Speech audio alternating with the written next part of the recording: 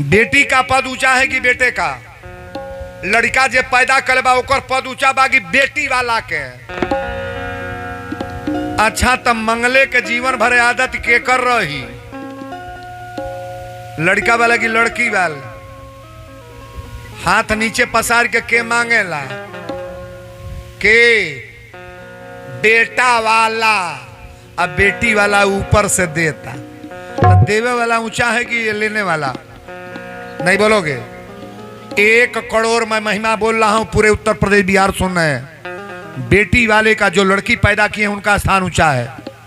लड़का चाहे आपका डॉक्टर हो, मास्टर, इंजीनियर हो, आपका पोस्ट छोटा है, कभी भी आप मांगोगे बेटी वाला देगा। देने वाला बड़ा होता है कि लेने वाला? लड़कियों को पैदा होने में कभी कष्ट मत करो। आइयो सुन लो, 5 गो बेटी पैदा हो जा, 9 गो बेटी पैदा हो जा, 10 गो बेटी पैदा हो जा, कबो घबराइया न। आज वीरेंद्र व्यास गद्दी सर बोलते हैं तू मर जाइबू, लड़की के माई बाप मर जाइए तब वो बेटी बिहा जाई। गांव को लोग चंदा लगा के बियाह दी, मामा बियाह दी या फूफा बियाह दी है, वो लड़की के शादी हो जाए ओकर बियाह खतर कबो चिंता में न रही है, जो ओकरा भाग में बाले दे के चल जाई। अच्छा तो 10 गो बेटा पैदा करो वो लोग का बियाह हो जाई? 4 जना राणू है घूमी लो हो जाई हो? नहीं बुझाई? नहीं बुझलू जा? तो बेटीवा नहीं बेटा हुआ जे जे बेटा पर अगर आयल बा वही तर बुताऊ जाता। पतोहिया पतोहिया करत रहिया जइया से आवत या कछले आड़ लाइल बा तरे बीपत। ये है वीरेंद्र बाबा का कथा हो। अच्छा अच्छी बात बोल रहे हैं कि नहीं हो? नहीं बोल रहे हैं? नहीं बोल रहे हैं? इससे बढ़िया और कौन कथा होती है? समाज में बदलाव लाओ। मैं संस्कार पर कथा बोलता हूं। उत्तर प्रदेश बिहार में एक मेरा रिकॉर्ड है, अगर संस्कार की बात आती है तो पहले वीरेंद्र का नाम लिया जाता है कि कोई व्यक्ति बोलने वाला है। वीरेंद्र बाबा गांजा पिए, पुकार खा और तोहके कहे दारू छोड़ो, तो हुकाए वाला बात बाकी ना? पहले वीरेंद्र अपन गांजा दारू छोड़े। अगर हम अच्छे हैं तो आपको अच्छे बना सकते हैं, अगर मेरे अंदर गड़बड़ी है तो आपको अच्छे कभी नहीं बना पाएंगे। ताली बजाओ बढ़िया रे। शंकर भगवान कहले देवी आज तो से कथा बतावत तनी। अब दशरथ जी के 3 गो रानी रहली, आ 3 गो रानी 3 गो बियाह कैलो के बाद, 3 गो बियाह कैलहू के बाद दशरथ जी के पुत्र ना रहले। सांझी के बेरा जब दशरथ जी अइले तो कौशल्या रोवत रहली। दशरथ जी कहले रानी तू रोवत कहे बरू? कौशल्या कहली स्वामी आप एक बात बताओ, आपके न रहने के बाद दीपक हमारे घर में कौन जलाएगा? दुनिया जौना और जाता नहीं, लोग हमके देख के मुंह तो पाता। उतरो नीचे, जाओ चल नीचे। हमके देख के लोग मुंह तो पाता। हमें बहुत मेहरारू बाड़ी जौना के बच्चा ना बा, और सुबेरे सुबेरे लोग दा तो लोग मुंह तो पेला। अच्छा बताओ, लड़का लड़की अपने हाथ के बा, घर अपने हाथ के बाद जौने कलर का रंगवा लो, जैसन कपड़ा पहिर लो, जैसन बिखो पहिर लो, लेकिन बेटा बेटी कोई अपने हाथ से पैदा करता है? ये तो भगवान की कृपा है। ठाकुर जी चाहेंगे तो दे देंगे। कथा को प्रेम से सुनो। दशरथ जी कहले रानी तोहरा रोला के यह कारण कली कि हाँ सरकार हम ये चाहतनी हमरो घर एगो बाबू आ जाते तनी बधाई बात जाई। दशरथ जी बतिया सुनले तो बैठ के रोवे लगल। दशरथ जी उतना रोली कि अपनी जीवन में कभी दशरथ को कष्ट नहीं हुआ था। एक बार भूपति मन माही, अभई गलानी मोरे सुत नाही। गलानी माने चिंता और सुत माने पुत्र। दशरथ जी के चिंता धन खतरना भई, रुपया के लिए नहीं, संपत्ति के लिए नहीं, आज दशरथ जी को पुत्र के लिए चिंता हुआ महाराज। कौशल्या के सामने, अच्छा बताई, औरत के सामने मर्द रोवे तो इससे बड़ी कष्ट की कोई बात है? आपको मनाना चाहिए कि मेरा स्वामी कभी मेरे सामने आंसू न बहाए। महिला अगर लायक है ना तो हर बात बर्दाश्त करेगी, लेकिन अपनी पति के आंसू कभी बर्दाश्त नहीं करेगी। ताली बजा बर यार।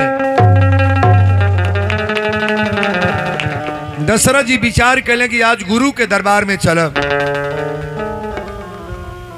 गुरु को अक्षर में लिखा गया है 2 अक्षर, व्याकरण पढ़ने वाले पढ़ाने वाले लोग भी गौर करेंगे। गु माने अंधकार और रू माने प्रकाश। गुरु वही के कहल जाला कि चेला अगर अन्हारे परल बा तो के प्रकाश में ले आवा। दशरथ जी गुरु के दरबार में जाता नहीं कि गुरु गृह गए वो तुरत मही पाला, अचरण लागी करो विनय विशाला। गुरु गृह गए तुरत मही पाला, चरण लागी करो विनय विशाला। सुख दुख सुख सब गुरु ही सुनायऊ, कही वशिष्ठ बहुविधि समुझायऊ। सुख दुख सुख सब गुरु ही सुनायऊ, कही वशिष्ठ बहुविधि समुझायऊ। धरहु धीर होई हनि सुत चारी, त्रिभुवन विदित भगत भौहारी। धरहु धीर होई हनि सुत चारी, त्रिभुवन विदित भगत भौहारी। बोल दी गुरु देवता की। जो डॉक्टर नहीं करते हैं वो गुरु करता है महाराज। और गुरु किसके बल पर? परमात्मा के बल पर। हमारा कोई बल नहीं है, हम एक संत हैं, साधु हैं, हमारा बल भगवान से है। आपके लिए निवेदन हम किसके लिए करेंगे? आप लोगों के लिए, भगवान से, कि भगवान हम भी आपका भजन करते हैं, कीर्तन गाते हैं, रातों दिन राम राम कहते हैं। अच्छा, हमसे ज्यादा कोई राम राम नहीं कहता है। 8-10 घंटा तो कीर्तन में आप कथा में रहते हैं महाराज। और हमारी कुंडली, आप मेरे घर का बायोडाटा लेना, 7 पीढ़ी से हम लोग साथ हुए हैं। आजा परपाजा बाबा पिताजी हमारे घर में उपेंद्र भैया जाते हैं। आप जाओगे तो ऐसा महसूस होगा कि हम किसी मंदिर में आए हैं। संत का घर है महाराज। बिना तुलसी पत्ता डाले कोई चाय नहीं पिएगा। आज भी वर्तमान में बच्चे औरत लड़के बहू बिना प्रणाम किए कोई चाय नहीं पिएगा महाराज। बनावटी सौदा मेरे पास कुछ नहीं है। मेरा घर सकरौली है, आप हिरौली, और बगल में 8-10 किलोमीटर की दूरी है।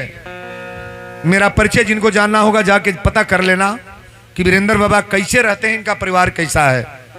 बोलना बड़ी बहादुरी नहीं है कि मैंने बोल दिया आप सुनते जा रहे हो। सुनने का प्रयास करो। अगर अच्छाई आ जाए तो आपके घर औलाद कतई होंगे, जो मैं बताने जा रहा हूं।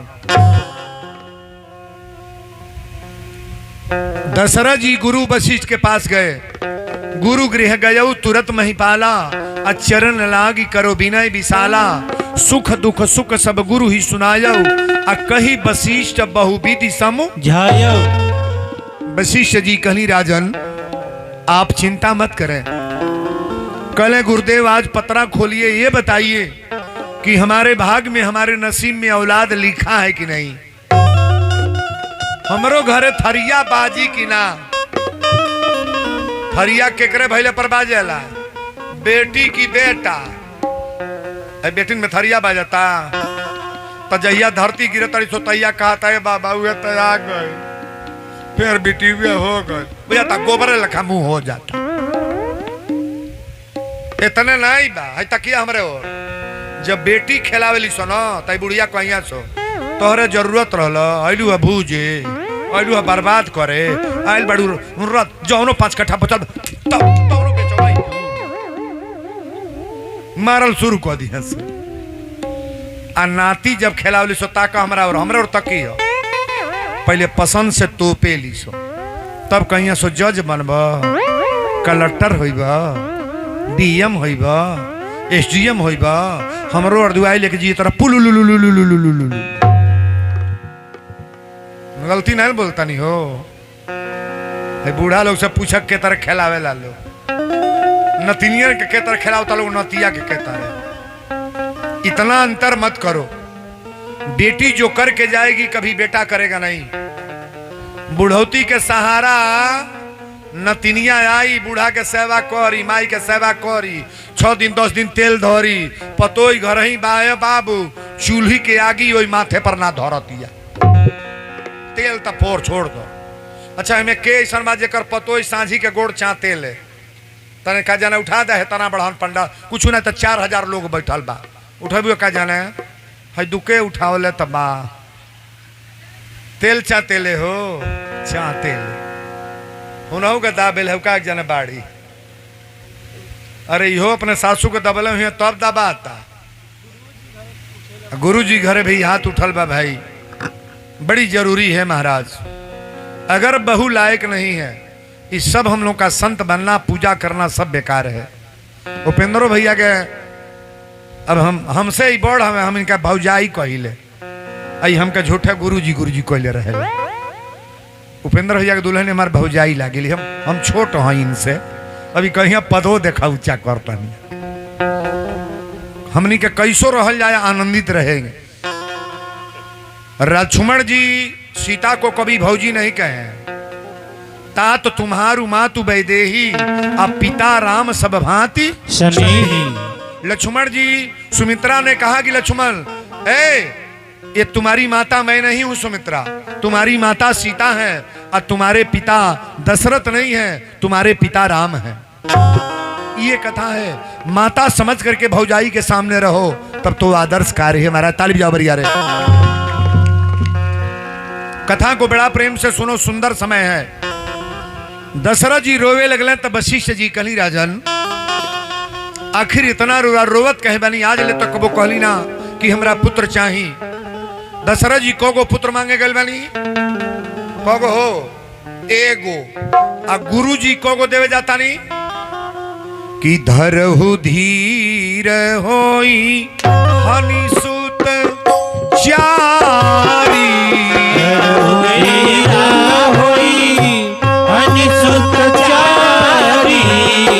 धरहु धीर होई हनि सुत चारी। धरहु धीर होई हनि सुत चारी।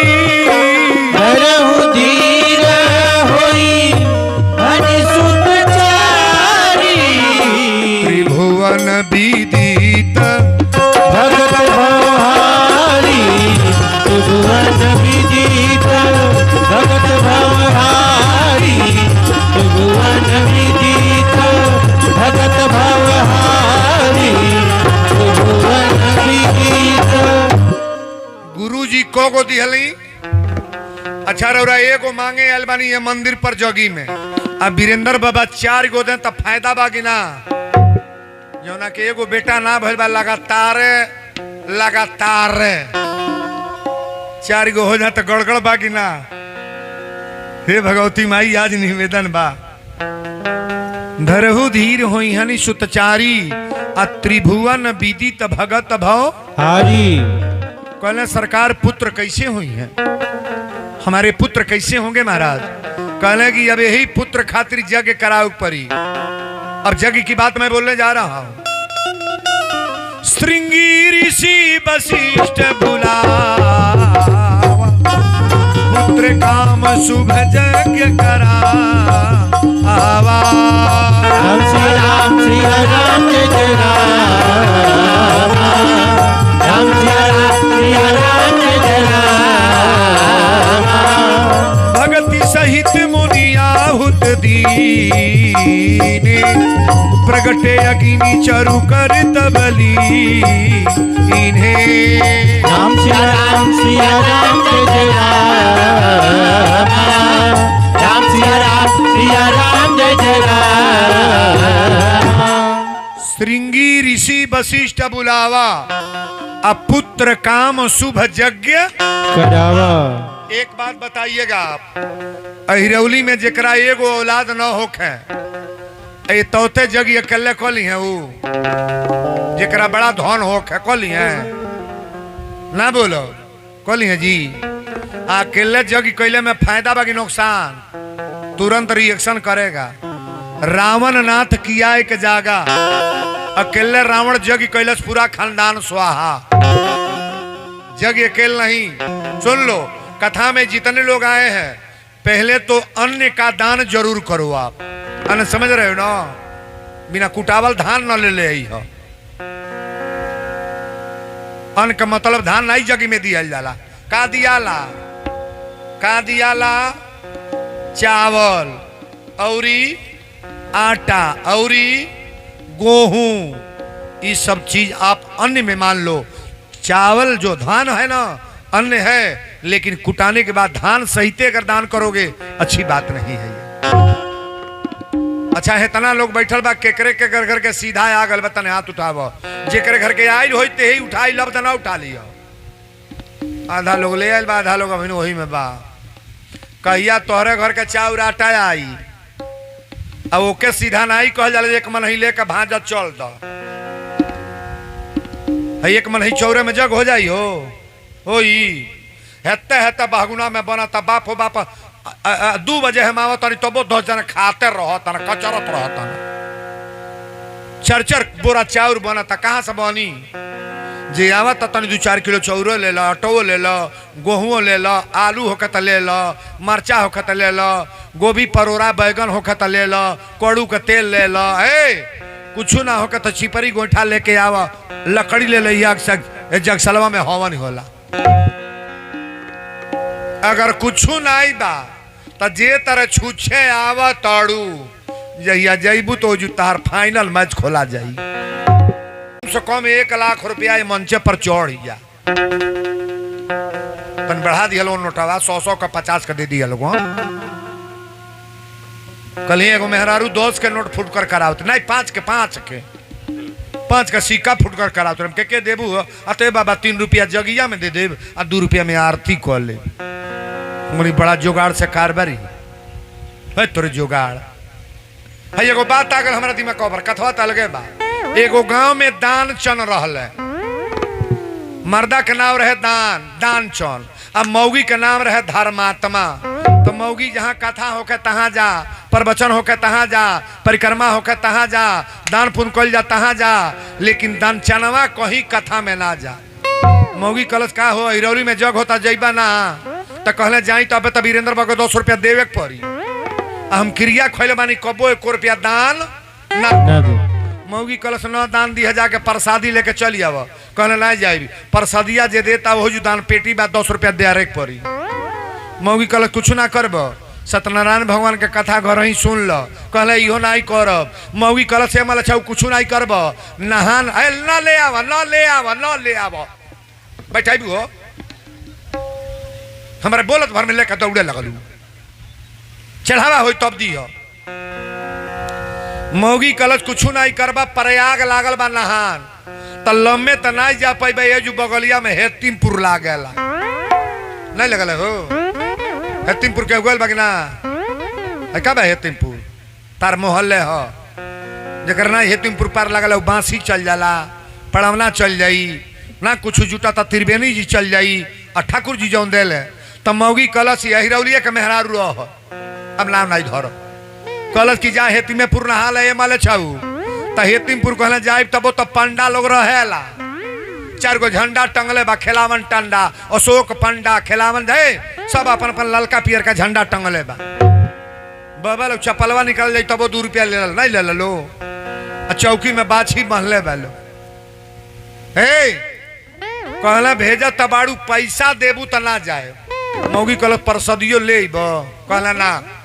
मौगी कलश बाछी छुअब, तो कहला ना। मौगी कलश को तार हाथ जोड़ तनी 20 गो रुपया ले जा, प्रसादी ले ले, कहला ना। तो बिना पैसा के माले छऊ गईला घाटे पर तो बड़ा भीड़ रहे, हेतिमपुर बड़ा भीड़ होला, हर हर लोग। और देखल घाटे पर तो कहले दादा एजू तो पंडा कुल पैसा ली है, सजी बाना कुल 10-5 रुपया ले देव पड़ी।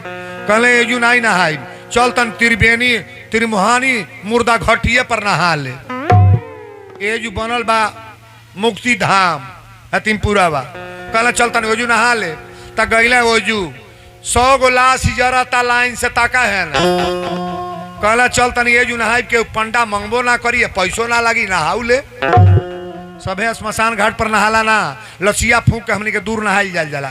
गईला पानी में जो ढुकल नाक बोर के जब एक बेर कहले जय हो गंगा मैया, भगवान कहले बड़ा बेईमान दान चनवा भरे, अरे एक माई बाप नाव धल बना दान चौन आ 10 रुपया खतरे हेजू नहा तड़ रुक तार पते लगा दी, टप दे भगवान वही पानी में खड़ा हो गईला। कहले जय हो जजमान, तो कहले पंडा पनिया में कहाँ से आ गई? भगवान कहले हमारा ओरिजिनल घाट हो, एक जने आ जाला तो साल भर का खर्चा बोलवा दिल टप दे बोलवा साल भर का खर्चा कहला निक धारा गई तो उन्हें के मारते एजू अली हो कहला हम ना बोलवाए कहला 2 महीना के खर्चा बोलवेबा कहला ना 1 महीना के बोलवेबे तो कहला ना कहला 500 रुपया देवे तो कहला ना कहला 251 अतना 100 रुपया देवे तना भगवान कहले 51 गो दे दे कहला ना कहला कुछ तो तसा ले के छोड़ो कहला 5 गो रुपया उधार संकल्प कह दो पंडा बाबा उनाई बुझला भगवान हव 5 गो रुपया संकल्प कह दो जहिया जूटी तहिया दे दे 5 गो रुपया गंगा जल लेकर भगवान संकल्प कैले कि दान चना जीवन में पहला 5 रुपया दे तड़े आ संकल्प कह के घरे गईले मौगी कलश खाना खाला रसोई बनल बा कहले 5 गो रुपया फिर ले लल बाभन आ तोरा खैले लौकता राती के खैलस ना आ सुतले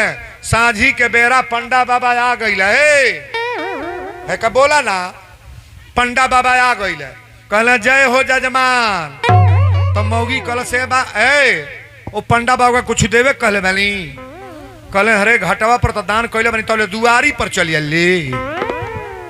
मौगी कल से मल छौदेल बढ़ते यहाँ ना कहले एक कार कर न जाके कोई दिया ना नहा के तब से बड़ा बीमारी आयल बने बुखार हो गल बा आ सुतल बने पंडा बाबा जहिया नीक हो तहिया दिया जाई तो मौगी कल जाता नहीं कोई देव गईला तो कहली पंडा बाबा दुआरी पर खड़ा बना कहली कि रो अला नहा के तब से बड़ा बुखरियाल बना बीमार बना कहला ठीक हो जाए तहिया दे दे भगवान कहले जब हमार जजमान बीमार बा तब बीमार छोड़ के चल जाई नीक हो जाई है तबे जाई मौगी कहला शेर रो जाए के नहीं कहता है कहले अरे वो 5 रुपया के चलते तो कई हजार खा ले 10 दिन रोज के खाते खाई ना कहले कार कर झोटा खोल ले आ छाती पीट के रोते जो कलश का कह कहले जाते कह दिए कि बीमार रहबे कला बहनवा के मर गईला मौगी कलश निराले दोगले हवा का जियत बठल बड़ा कह दी मर गईला कहले जइबे कि ना हां त इहो लिहलस लहरवारे हमार राजाऊ अरे बाप हो बाप पंडा बाबा कहले का भइल हो कलश का भइले बाबा बीमार रहला बहनवा के मर गईला पंडा बाबा कहले जब हमार जजमान मर गईल तब फू किताब के तबे जाइबियो फाइनल मज खेलाइए दे भगवान का कहले गांव में घुमला गोहरा चैली जुटा दिले बांस कटवा दिले पिकठी बन गल कफन मंगा दिले कफन में लपटाइल बा सांस टांगले बा मुंह लाई रहे ना 5 रुपया के तो देखा इनका कौन कौन दशा होता पिकठी पर लेके चले लगल लो तब मतुआ मौगी कल से दादा मरल लाई बारा जियते बार तो लोग कहले मर गए पर ही तरह लोग का भरम होला जाए दे घाटे पर गईला टिकठी सज गए टिकठी सज गए सजला के बाद बेटा आगी लेके गईल भगवान कहले पहले आगी न धराओ पहले हमार भक्त हम हमार जजमान हम काने में मंत्र देवे ले तक कफनवे पर से भगवान ऊपरा से कहता न आया हूँ बैकुंठ से कुछ तू मुँह से बोल कहले भगवान आ गए काहे घाटे पर लो लीला कैली है भगवान तया गईले फिर कहत आया हूँ बैकुंठ से कुछ तू मुँह से बोल तक कफनवा उठा के धीरे से तकलस तो देखा था वह पंडा तौले तो पी लिहलस कहल सीता वह बबवा भगवान कहले तार फाइनल मैच खिलाइए के जाए कहले बोल आया हूँ बैकुंठ से कुछ तू मुँह से बोल तो कहले हाथ जोड़ के निवेदन बा सरकार पैसा दी हो छोड़ी और 5 गो रुपया छोड़ दो हम चीता पर से उतर जाए भगवान कहले ले तो से हारी बा आज 5 रुपया नहीं ले पवले न देबे कैलस घाटे पर ले चल गए ऐसनो लोग बाकी ना तो इहो सुन ल जे 2 रुपया के सुरती अपने पैसा के ना खैले होई ओकर रुपया लेवे के वीरेंद्र बाबा क्षमता रखत न ताली बजाओ बरिया रे देखा के तरह दे लो ताकल कर तोरा थैली में से छोरो थोरन जाए तार मन फुलाई तो दे दिया ना तो न दिया बोलो शंकर भगवान की जय। अरे पकड़ लो हाथ रघुराई नहीं तो डूब जाएगा रघुराई नहीं तो डूब जाएंगे पकड़ लो हाथ रघुराई नहीं तो डूब जाएंगे। हमारा कुछ न बिगड़ेगा, हमारा कुछ न बिगड़ेगा, तुम्हारी लाज जाएगी। हमारा कुछ न बिगड़ेगा, तुम्हारी लाज जाएगी। हमारा कुछ न बिगड़ेगा, तुम्हारी लाज जाएगी। पकड़ लो हाथ रघुराई नहीं तो डूब जाएंगे, हमारा कुछ न बिगड़ेगा, तुम्हारी लाज जाएगी। अगर भक्त का अपमान होगा तो लाज किसका जाएगा? नहीं बोलोगे? भगवान का जाएगा। इस जग में जो भी परेशानी आएगी, अगर किसी प्रकार का कोई कष्ट हो गया तो ये लाज और ये मर्यादा पिंटू गुप्ता, चाहे उपेंद्र, चाहे जितने कमेटी के लोग हैं, इन लोगों का लाज नहीं जाएगा, मर्यादा तो भगवान का खराब होगा। तारीफ जा बरिया रे। देने वाले आप हो। जग जब करावल गए तो अग्निदेव महाराज हब के प्रसाद ले ले। इस यज्ञशाला में जितने हमारे वैदिक आचार्य हैं ना, हम लोग माचिस नहीं बारते हैं, पीपल की लकड़ी को घर्षण करते हैं और वेद मंत्र द्वारा अग्नि को प्राकट करते हैं। महाराज श्रृंगी ऋषि वशिष्ठ बुलावा, पुत्र काम शुभ यज्ञ करावा, अब भगति सहित मुनियाहुत दीन है, अब प्रगटे अग्नि चरु कर तब लीने। जो वशिष्ठ कछु हृदय विचारा, अब पूरन काम भय सिद्ध तुम्हारा। यह हबि बाटी देव निपजाई, अजथा जोग्य जही भाग्य बनाई। यज्ञशाला के प्रसाद के ले गए लगना भाई, यज्ञशाला कोई नहीं ले गया है। जहिया हब के प्रसाद बनी, हब बुझत लोग है, हब माने खीर, यज्ञशाला में खीर बनेला। ये प्रसाद कतई अपने घर चला जाए, दिन भर खड़ा होके पर, लेकिन प्रसाद उस दिन जरूर ले लेना। पता करना आचार्य जी से, हमारे उपेंद्र भैया बता देंगे कि किस दिन प्रसाद बनेगा। या खीर का प्रसाद जब बनता है ना, तो ये प्रसाद कतई घर पर जाना चाहिए। आपका कल्याण ये प्रसाद करेगा। प्रसादी लेके दशरथ जी गए, तीनों रानी के बोलौले, हो तब ही राय प्रिय नारी बोलाई, कौशल्या आदि तहा चलिया। सिया राम सिया राम जय जय राम राम राम। सिया राम जय जय राम। अर्ध भाग्य कौशल्या दीना, उभय भाग कर आधे की।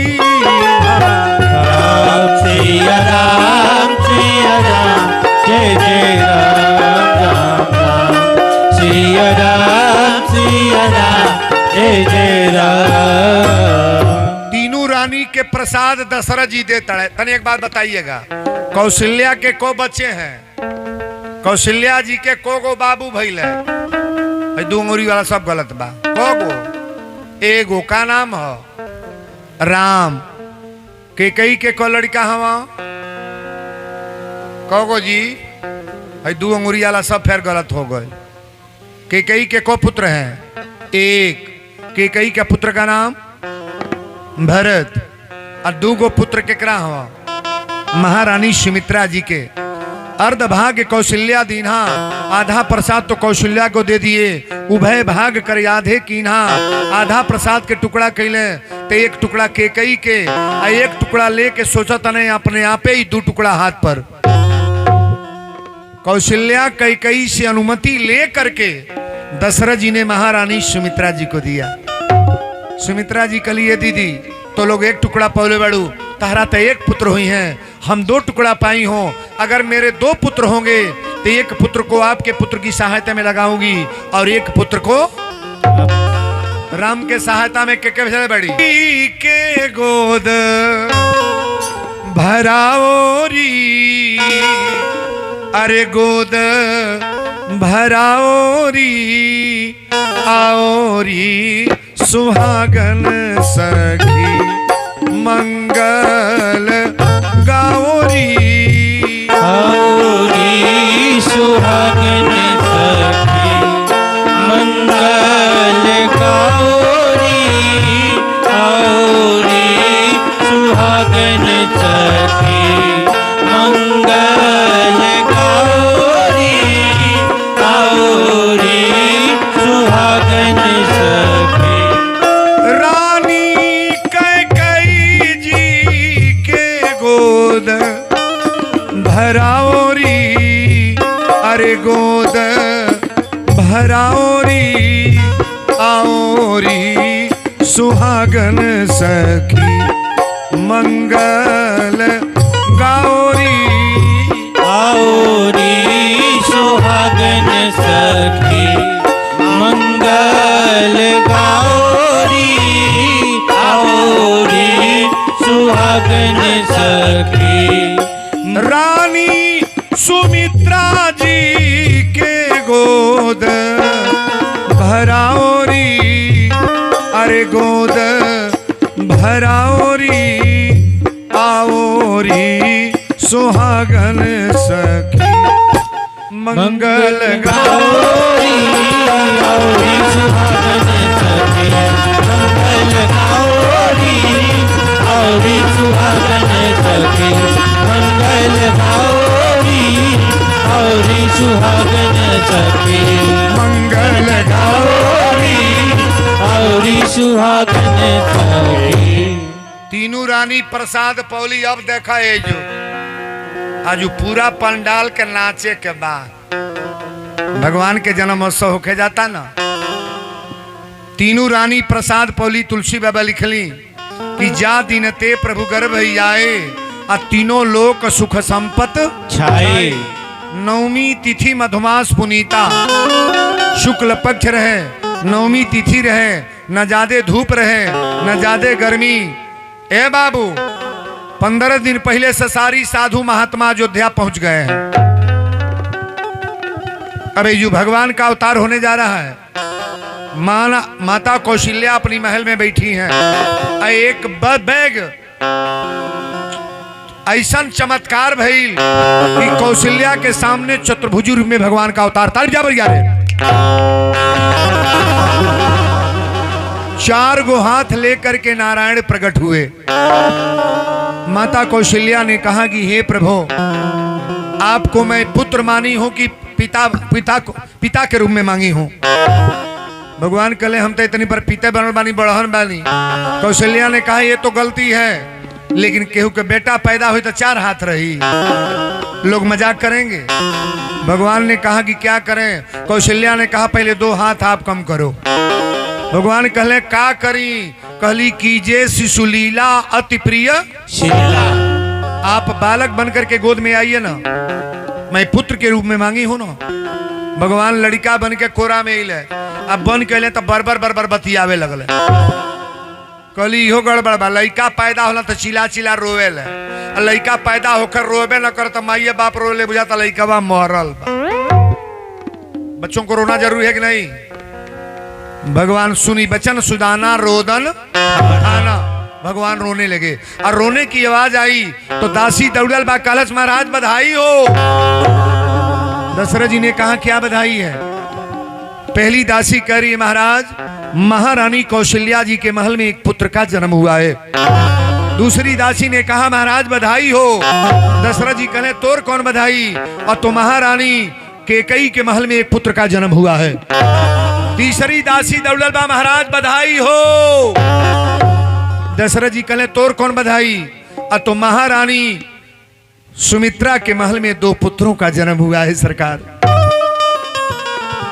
दशरथ जी सुनते कुर्सी छोड़ दे ले। ये सोहर का तर्ज है, सोहर। लेकिन वीरेंद्र बाबा रामायण की चौपाई गा रहे हैं।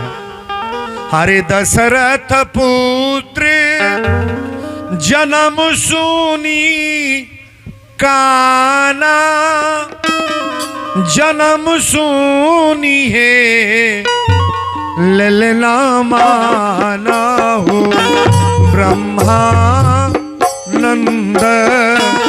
समाना जन्म सुनी है ललना माना हो ब्रह्मानंद समाना जन्म सूरी है ललना माना हो ब्रह्मानंद समाना जन्म सूरी है जाकर नाम सुनत शुभा होई सुनत शुभय ललना मोरे गृह आवा प्रभु सोई जन्म सुनी है ललना मोरे गृह आवा प्रभु सोई जन्म सूरी है ललना मोरे गृह आवा प्रभु सोई जन्म सूरी है परमानंद पूरी माना राजा पूरी मान है ललना कहाँ बुलाऊ बजावाहू बाजा पूरी मन है ललना बुलाऊ बजावहु बाजा पूरी मन है ललना बुलाऊ बजावहु बाजा पूरी मन है दशरथ पुत्र जन्म सुनिकाना अमानहु ब्रह्मानंद समाना समाना जाकर नाम सुनत शुभ होई अमोरे गृह आवा प्रभु सोई। परमानंद पूरी मन राजा आ कहा बुलाऊ बजावहु बाजा। अच्छा भगवान के जन्मोत्सव में नाच होई कि ना आगे खाली मटिए कोड़बू जत नाच होई कहवा के पियर माटी कहा के कुदारी है अब तो मटी कोड़ो में बाजाता हुआ दादा है तर बजावा तड़क धड़बक धड़बक कोई रहता है हर गाँव पर नाच शुरू बा भगवान का जन्मोत्सव दो चार लोग नाचने वाले खड़े हो जाए बाकी हो दो चार जना गवा जा लोग ना गवा हो नाचे वाला और हिरौली में कोनो मर्द नाचे लगी ना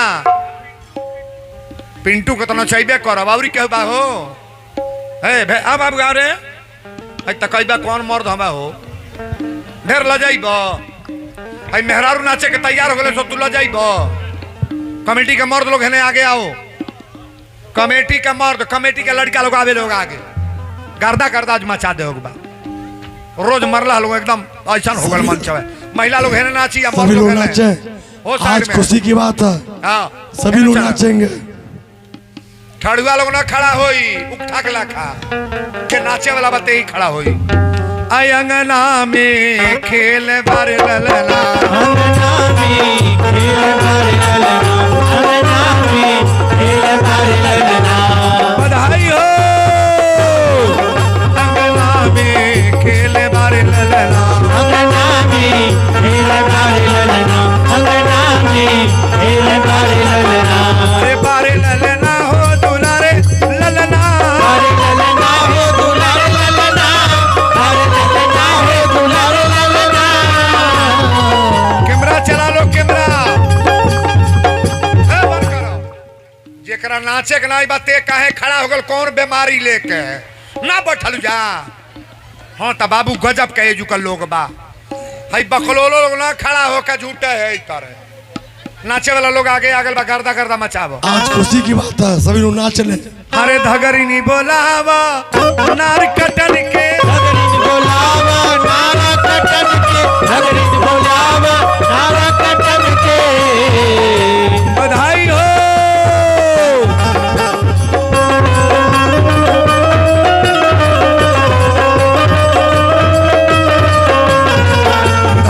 अंगनी के देवे सोने हसुआ अंगरिन के देव सोने हसुआ अंगरिन के देव सोने हसुआ अरे ननद के बोलावा सौरी लिपि के ननद बोलावा सौरी लिपि के ननद बोलावा सौरी लिपि के अरे ननदो के देवे जोड़ा कंगना ननदो के देव जोड़ा कंगना ननदो के देव जोड़ा कंगना ब्राह्मण बोलावा वेद पढ़े के ब्राह्मण बोलावा वेद पढ़े के ब्राह्मण बोलावा वेद पढ़े के बधाई हो मारा करता करता बचा दो अरे पंडित बोलावा वेद पढ़े के पंडित बोलावा वेद पढ़े के पंडित बोलावा वेद पढ़े के बाबा के देवे पीली धोतिया बाबा के देव पीली धोतिया बाबा के देव पीली धोतिया वीरेंद्र के बोलावा सोहर गावे के बिहारी के बोलावा सोहर गावे के बिहारी के बोलावा सोहर गावे के बाबा के देवे पीली धोतिया देव पीली धोतिया बाबा के देव पीली धोतिया बाबा के देव पीली धोतिया बाबा के देव पीली धोतिया आराम से बैठ जा लोग हे हनुमान जी हे राम जी आज रौरा जन्म में जे न चले बा ओकरे घरे बेटा होखा नाती होखा बधाई बाजो कब्बो सोहरवे होखो आ जे ताली बजौले बा ओहू के घरे बधाई बाजो बेटा नातिया में जे जगी में आ गल बा ओहू के घरे मंगले मंगल होखो ताली बजाले बरिया रे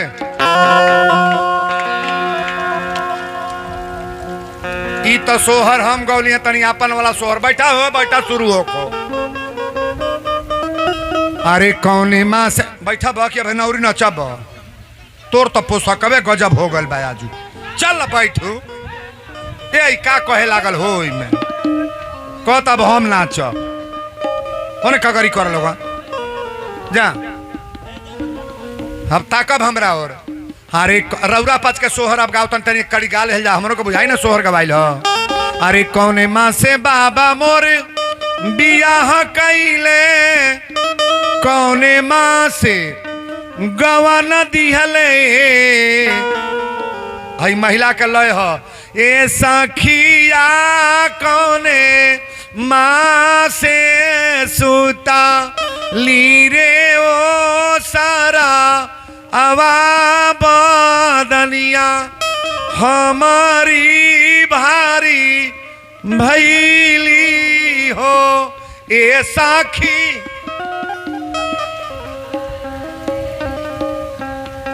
तन बंद कर बंद कर हमारे पेट में दर्द हो गल बंद कर तोरे बीपति एक तर सोहर का वाला तोरे रू वाला गाव सोहर गवाता हे हनुमान जी जे कड़े गावाता चाप के ओकरे घरे बेटा होका नाती होका बधाई होको कबो घर में रोआई न सुना आ जे बहटियावा ता कह दी अबे कहू दे ऐसा गावा की हिरोली में गर्दा गर्दा मजा की हाँ वीरेंद्र बाबा सोहर गवौले बड़े हे सखिया कौने माँ से सूता लीरे ओ सारा वा बदनिया हमारी भारी भैली हो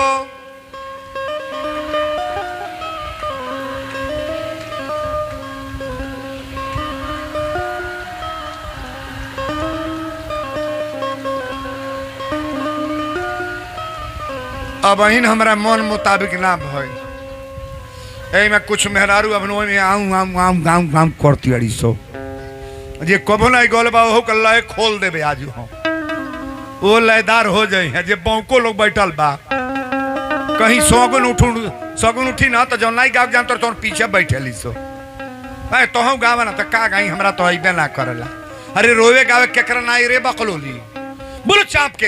हे साखिया कौने माँ से सूता ली रे वो सारा अवा बदनिया हमारी भारी भैली हो।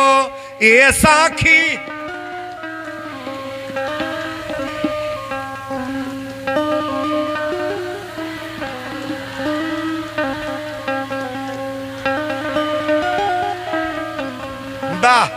अब इनका करजा हमारे गदगद भइल बा।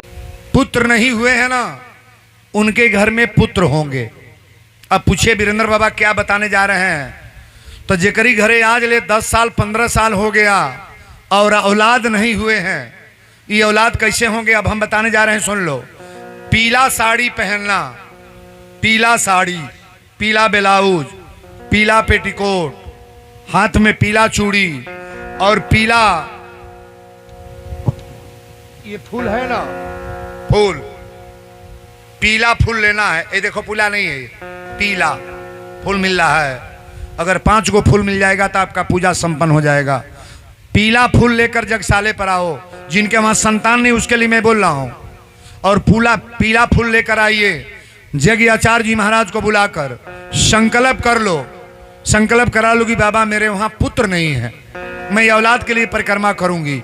तो जिस नियम से परिक्रमा करने को कहेंगे, 11 फेरा 21 फेरा, कोई जरूर नहीं कि 24 घंटा परिक्रमा करो ना, आप 5 फेरा घूमो लेकिन मन से करो ना। अगर हस्बैंड है तो साथ में ले लेना, भी पीले कपड़ा पहनेंगे, पीला धोती, पीला पैंट, पीला शर्ट में जो भी पहनना है पीला, और पीला फूल लेकर परिक्रमा करो। सायंकाले डेली यहाँ दीपक जलाना है अपने हाथ से। अगर हस्बैंड बम्बई है, दिल्ली है, पंजाब है, तभी आप पूजा कर सकती हो, और नहीं है तभी आप पूजा कर, साथ में है तभी हो जाएगा। आप शाम को डेली दीपक जलाओ और आखिरी दिन 33 करोड़ देवताओं का आवाहन हुआ है। अगर ऐसा करोगी ना तो तुम्हारे वहां, मैं बोल रहा हूं वीरेंद्र तिवारी, जिनकी कथाएं आज पूरे उत्तर प्रदेश, बिहार, झारखंड में कोई पूछना नहीं है, आपके घर में पुत्र की उत्पत्ति होगी। ताली बजा बरिया रे। रौरा घरे औलाद हुई हैं, जितना बीमारी देही में बाना, डॉक्टर अगर फेल कर दिया है तो मैं पास कर रहा हूं। ये पूजा में इतनी शक्ति है कि तुम्हारे घर में औलाद होंगे। मैं निवेदन करके कहूंगा कि ऐसा जरूर करो आप। जेकरे लड़की के शादी तय ना होता, बहुत लड़कियां हैं जो कि कोनो कहता मंगली बा, पीपर बरनी बा, तो नाक चिपट बा, तो करिया बा, तो हैसन बा, तो होसन बा। ये लड़की कभी फेल नहीं होगी। इस लड़की के कपार पर कलसा उठवा लो। कलसा उठा था कि नहीं? नहीं उठल कहो ना उठल तो कहे है तर कर तड़ू। कलसा लड़की के कपार पर उठवा लो, और कलसा का जल यहाँ आता है ना, जल भर करके आया होगा, उस लड़की के हाथ से डेली आप दीपक जलवाओ। लेकिन लड़की को लाल फूल लेकर के परिक्रमा में भेजना। कैसा फूल? आज वर्तमान में अड़हुल का फूल मिल रहा है, लाल फूल जहां चाहो मिल जाएगा। 4 फूल मिल जाए, 2 फूल मिल जाए, 1 फूल, मैंने डेली लाल फूल लेकर ये जगसाले पर आए और जगयाचार्य जी को बुलाकर संकल्प करने की, बाबा मैं शादी के लिए मैं परिक्रमा कर रही हूँ, मेरी शादी कट जा रही है। निवेदन के साथ मैं कह रहा हूँ, आखिरी दिन ये लड़की हवन करेगी अपने हाथ से। मैं निवेदन के साथ कह रहा हूँ, 33 करोड़ देवताओं का आह्वान हुआ है, उस लड़की की शादी इन्हीं साल तय हो जाएगी। ताली बजाओ बरिया रे। जेकरी घर में पुरान से पुरान बीमारी बा, बहुत महिलाएं कहती बाबा मेरे कमर में दर्द है 10 साल से, मेरा इलाज हो रहा है लेकिन दवा ठीक नहीं है, घुटना में दर्द है। कितना भी बुरी बुरी बीमारी हो, लेकिन ये बीमारी आपको हट जाएगी कहां से? ये यज्ञ भगवान की कृपा से। जो भगवान करते हो डॉक्टर थोड़ा कर पाएंगे जी, जो परमात्मा करते हैं डॉक्टर नहीं करेंगे। आप रोगी आदमी को लेकर आओ, रोगी आदमी को लेकर आना है तो कपड़ा में कोई परिवर्तन नहीं, जैसा कपड़ा रोगी आदमी तो कैसे भी पहनेगा। रोगी आदमी को ले आओ, लेकिन तुलसी का पत्ता मिल जाए तो बढ़िया है, और नहीं मिलता है तुलसी का माला, छोटा चाहे बड़ा ले लो। एक सुमिरनी माला होता है 11 दाना का, हाथ में जो हम लोग जपते हैं, ये माला लेकर यहाँ आओ। वीरेंद्र बाबा क्या अच्छा बोल गए। भगवान का जन्मोत्सव तो जग से हुआ है, यहीं के पूजा से हुआ है ना। राम लक्ष्मण भरत शत्रुघ्न का जन्म कहाँ से हुआ है? यज्ञ करने से। और यज्ञ की कथा मैं बता रहा हूं तो आपका सफल नहीं होगा। गारंटी के साथ मैं कह सकता हूं कि सफल होगा। बोलो सच्चे दरबार की। रोगी आदमी को ले आओ, यज्ञाचार्य जी को बुला करके संकल्प करा लो कि महाराज बीमारी के लिए संकल्प। जो परिक्रमा आप लोग करते हैं ऐसे तैसे ना, ये नहीं है परिक्रमा। कोनो वही तरह तो छुच्छे घूमता, कोनो मोबाइल से बतियाल करता, कोनो वही में चहो पियल करता। परिक्रमा थोड़ा तो मजाक हो गया। दिखावटी परिक्रमा कतई न करो आप, दिखावटी पूजा नहीं। रोगी आदमी को संकल्प करा के 2 फेरा घूम ले, 5 फेरा, जितना पार लग जाए परिक्रमा कराओ। और रोगी आदमी के हाथ से शाम को दीपक यहाँ जलवाओ। तिल के तेल में दीपक जलाना है। कौन तेल? शाकाहारी तिल माना जाता है, कड़ू नहीं। कड़ू का तेल तो अलग हो जाएगा। बहुत महिलाएं कड़ू का तेल बारती हैं तो कड़ू का तेल अलग हो जाएगा, लेकिन आप तिल का तेल से दीपक जलाओ। और 2 बत्ती डालना, स्त्री पुरुष का जोड़ा है। बत्ती डाल करके दीपक जलाओ। और शाम के जिस दिन हवन होगा ना, शाम को दीपक जलाया करें। जिस दिन हवन होगा अपने हाथ से हवन करो। परमात्मा तो मैं नहीं हूं, लेकिन आपकी 80% बीमारी यहीं से छूट जाएगी। आप ताली मजबूती से बनाओ। जेकरी घर में रुपया पैसा के पता नहीं लगा था कहाँ आई ला कहाँ गोई। हरदम एक जने बीमार है, बाढ़ है। ये आदमी लास्ट दवा मैं बता रहा हूं। सिरफल का 5 को पत्ता ले लो, चाहे 11 पत्ता, चाहे 21 पत्ता। कौन चीज का? सिरफल बुझत नहीं ना? हाँ, हते हते फरला हिलावत तो बटले बड़ लोगन, बुझे के जरूरी बा बुझल। सिरफल का पत्ता ले लो और राम राम चंदन से लिख लो। चंदन जो लगाया गया है ना, पीला चंदन से लिखना। ये आपके दुकान पर मिल रहा है चंदन। पीला चंदन से राम राम लिखो और अपने हस्बैंड को लेकर के, चाहे बेटे को लेकर के, कोई आ जाए, जगशाले पर आओ और संकल्प करके 1 फेरा घूमो। 1 पत्ता यहाँ जहाँ डाला जाता है आगे ना, उस पत्ते को डाल दो। डेली परिक्रमा 5 फेरा 11 फेरा करो और आखिरी दिन अपने हाथ से हवन करो। परमात्मा तो मैं नहीं हूं, लेकिन आपके घर में संपत्ति आएगी तो रुकेगी। अब कोई जल्दी बीमार नहीं होगा। ताली बजाओ बढ़िया रे। ये 5 दवा आपको मैंने दिया। दशरथ जी के यहाँ को पुत्र भइल बड़ा है ये यज्ञ करने से। दशरथ पुत्र जन्म सुनिकाना, अमानहु ब्रह्मानंद समाना। जाकर नाम सुनत शुभ होई, अमोरे गृह आवा प्रभु सोई। परमानंद पूरी मन राजा, आ कहाँ बुलाऊ बजावहु बाजा। पूरा पंडाल नाचा है महाराजा। लेकिन आखिरी बधाई गाने के बाद बीच में ब्रेक लेंगे हम। आज कथा केकरा केकरा बढ़िया लगल तनी हाथ उठाए। देखी कथा के दुश्मन को बड़ा का हो, तोहरे मुकदमा चलता बड़ा लाइन में बाढ़ तो नहीं बढ़ता, जाके एक बट्टा उठा लो। तू तो परकल है बड़ा, उठा हाथ ऊपर। ताली बजा बढ़िया रे।